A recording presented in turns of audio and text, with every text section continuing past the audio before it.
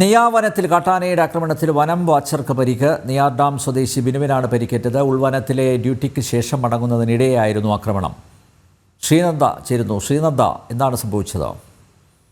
അൽനബിയാർ ഉൾവനത്തിൽ നിന്ന് ഡ്യൂട്ടിക്ക് ശേഷം മടങ്ങുന്നതിനിടെയായിരുന്നു കൊമ്പന്റെ ആക്രമണം ഉണ്ടായത്. വനം വാച്ചറായ ബിനുവിനാണ് പരിക്കേറ്റത്. സാരമായ പരിക്കുകളേറ്റ് ബിനുവിനെ ഇപ്പോൾ മെഡിക്കൽ കോളേജ് ആശുപത്രിയിൽ പ്രവേശിപ്പിച്ചിരിക്കുകയാണ്.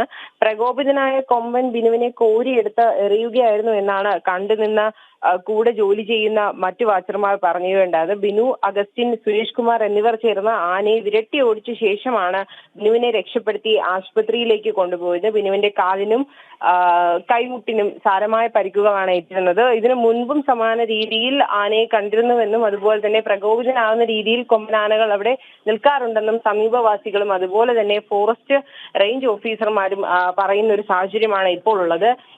ഇനി ഇത് തുറന്നു കൊണ്ടുപോയാൽ അവിടെയുള്ള നാട്ടുകാർക്ക് ഇതൊരു ഭീഷണിയായി തീരുമെന്നുള്ള ഒരു കാര്യം കൂടി ഇപ്പോൾ പറയുന്നുണ്ട്. അനിൽ നമ്പ്യ, നെയ്യാവനത്തിൽ കാട്ടാനയുടെ ആക്രമണത്തിൽ വനം വാച്ചർക്ക് പരിക്ക്. നെയ്യാർ ഡാം സ്വദേശി ബിനുവിനാണ് പരിക്കേറ്റത്. ഉൾവനത്തിലെ ഡ്യൂട്ടിക്ക് ശേഷം മടങ്ങുന്നതിനിടെയായിരുന്നു ആക്രമണം.